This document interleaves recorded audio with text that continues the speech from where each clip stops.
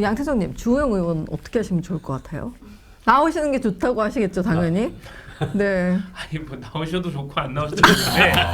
야, 이제 뭐 대구는 이미 거의 뭐 우리 손에 들어왔다 이렇게 보시는 거예요. 그런 보스야, 아니고요. 보스. 아니 네. 왜냐면은 뭐 그건 주호영 의원 본인이 선택하실 문제인데. 네네. 근데 이제 어차피 2년 임기를 버리고 또 네. 지금 본인이 이거 20년 넘게 몸담았던 당을 버리고 무소속 출마하는 게 쉬울지 모르겠고요. 그리고 뭐 기사에서도 나오지만 한동훈 전 대표에 대한 그만큼의 신뢰라든가 그런 연대가 구성이 안 돼서 예. 네. 굳이 내가 무소속으로 나온다고 해서 그렇게 많이 생각만큼의 득표가 될까? 그런 생각이 될 것 같아요. 저는 무소속 나오셔도 15% 보전 못 받으실 수도 있을 수도 있어서 예. 또 막 바람이 불어야 되는데 막상 딱 하고 무소속 출마한다 딱 네네. 하는데 한동훈 대표가 부산으로 가버리시면 사실 약간 좀 모양새가 이상해지잖아요. 그러니까 네네. 뭐 그런 여러 가지를 고려하실 때 그냥 안정적인 선택을 하지 않으실까. 예. 이미 국회 부회장이고 2년 국회의원 임기를 하고 계시는 거니까. 네.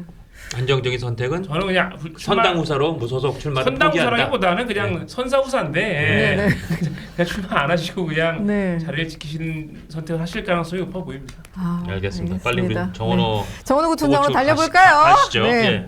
정원호 후보가 이제 서울시장 후보로 나왔잖아요. 근데 지금 완주할 수 있을까 하는 우려가 이제 나오고 있어요. 더불어민주당 이 정원호 예비후보 측이 일부 여론조사 결과를 왜곡 유포했다고 박주민 후보가 주장하고 나섰습니다. 근데 이어서 전현희, 박주민 두 후보가 당 지도부에 긴급 조치를 요청하고 나섰어요. 어떤 점이 문제인지 일단 짚어보고 오늘 또 발생하고 있는 긴급 조치란 건 무엇인지 여쭤보도록 하겠습니다. 어제 사실 저희가 좀 짚어드리긴 했는데 짚어도 했죠, 우리가. 여전히 이게 네. 가라앉지 않고 꺼지지 않고 계속 이어지는 이슈가 되고 있습니다. 네. 두 분 다 이제 법률가시죠. 어떻게 보세요? 이 그 정원호 후보가 어제 뭐 대세는 정원호입니다. 한 이 내용이 어제 우리 그래픽도 준비했던 거 있잖아요. 네. 그게 지금 계속 뜨거운 논란이 되고 있는데 법적으로 꽤 큰 문제가 될까요? 아니면 그냥 이러다가 많은 정도 수준일까요? 저는 서울판 장해찬 케이스가 될 수 있다고 어머, 생각합니다. 그럴 수 어떡해. 있습니까? 그러니까 장해찬 전 여의도연구원 부원장이 최근에 피선거권을 상실했잖아요. 예. 벌금 150만 원 선거법 위반 유죄가 확정이 되면서 5년간 이제 선거를 못 나오게 됐는데 예. 그 유죄가 뭐 때문에 나온 겁니까? 여론조사 왜곡 공표 때문에 나온 거잖아요. 예. 그러니까 본인이 지난 2024년 총선 과정에서 자신을 지지하는 사람들 중에서 당선 가능성이 있다고 생각하는 사람이 몇 프로냐. 예. 이걸 가지고 상당히 유권자들이 현혹될 수 있는 카드 뉴스를 만들어서 예. 마치 전체 응답자가 장해찬 후보가 당선 가능성 1위인 것처럼 오인하게 하는 카드 뉴스를 그렇죠. 유포를 했고 예. 그 부분에 대해서 2심에서 무죄가 나왔었지만 대법원에서 이렇게 여론조사를 왜곡 공표하는 것은 한마디로 말하면 일반 유권자가 오인할 가능성이 크기 때문에 이거는 선거법 위반이다 예. 라고 판시해서 유죄 취지로 되돌려보냈던 것 아니겠습니까? 예. 그 판례의 기준을 그대로 적용하면 정원호 후보 측의 이 카드 뉴스는요 여론조사 왜곡 공표에 해당해서 이건 문제가 크게 될 것 같아요.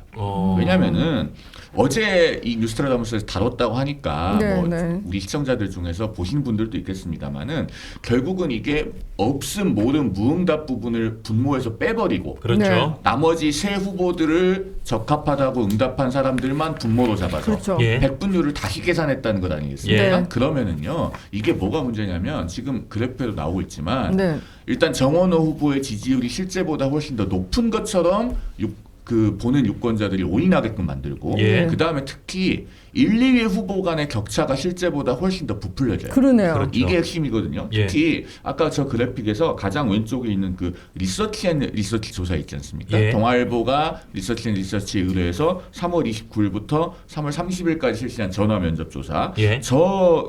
그 카드 뉴스에서 그 1위 정원호 후보와 2위 박주민 후보의 차이가 14.7%로 표기됐잖아요. 예. 그런데 저게 실제 그 여론조사 데이터를 보면은 9% 차이예요.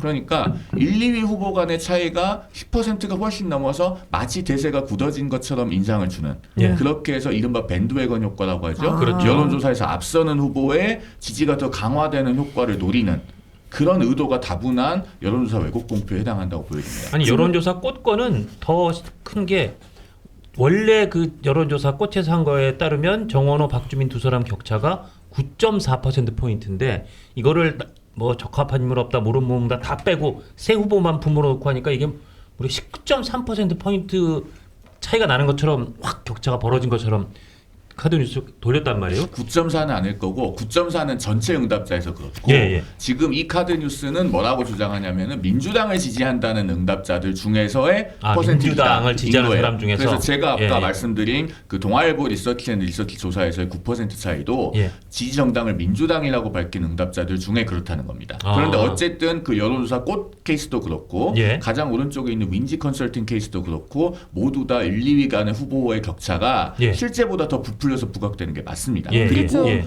이 여론조사 카드 뉴스가 왜 선거법 위반인지에 있어서 핵심적인 표지는요. 예. 실제 데이터가 그 카드 뉴스 어디에도 안 나와 있어요. 그러니까요. 그러니까 이게 실제로는 얼마인데 예. 우리가 없음 모름 무응답을 민주당 경선 룰에 따라서 빼고 다시 환산해봤더니 이렇더라 예. 라고 해서 실제 데이터도 비교해서 볼 수 있으면은 위반 가능성이 좀 줄어든다고 말할 수도 있는데 예. 그게 아예 존재하지 않기 때문에 그 카드 뉴스상에 그래서 이거는 선거법 위반으로 판단받을 가능성이 상당히 높아 보입니다. 제가 지금 방송을 하다가 너무 놀란 게 양태정 변호사님께서 예.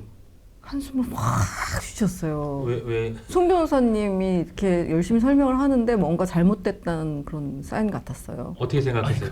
예. 아니, 그런 건 아니었고요. 네. 예. 그런 건 아니었고 이제 그러니까 굳이 뭐 그러니까 사실 이런 거 이렇게 좀 네. 이제 뭐 모름이나 무응답 수치를 빼고 이렇게 선명하게 보여주기 위해서 이렇게 한 건데 이런 거 하지 않더라도 사실 대세가 정원 후보인 건 맞는 상황이거든요. 그러니까요.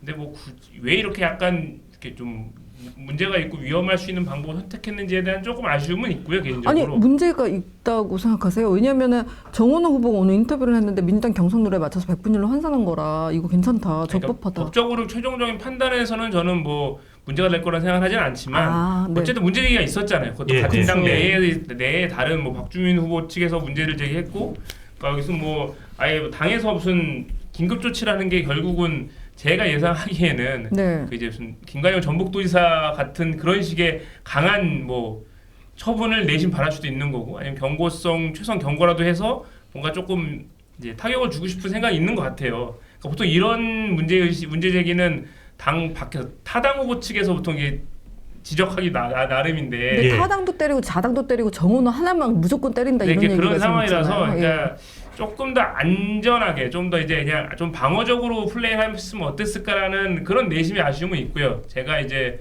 이 캠프 측이었다고 한다면. 네. 근데 뭐 그렇다고 하더라도 애초에 저도 이제 그 수치를 봤는데 어쨌든 처음에 모름 무응답 수치를 뺀 나머지만 갖고 이제 한 거라는 표시는 있었고요. 다만 이제 지적이 있고 나서 그때 모름이 몇 명이고 무응답이 몇 명이었다는 구체적 수치가 이제 더 추가된 네네. 버전이 나온 거거든요. 그래서 뭐 결국은 선관위에서 뭐 이거를 실제로 뭐 이미 뭐 고발도 돼서 이제 경찰 단계로 가긴 했지만 뭐 이게 뭐 기소가 되거나 재판이 갈 가능성은 저는 거의 없다고 보죠. 하지만 좀 정무적으로 안타까운 판단이었다라는 생각이 그러니까 있습니다. 우리 송 변호사께서는 이게 이 영상이 마음에 드셨다면 압도적인 좋아요와 구독, 알림 설정 부탁드립니다. 뉴스트라 타노스.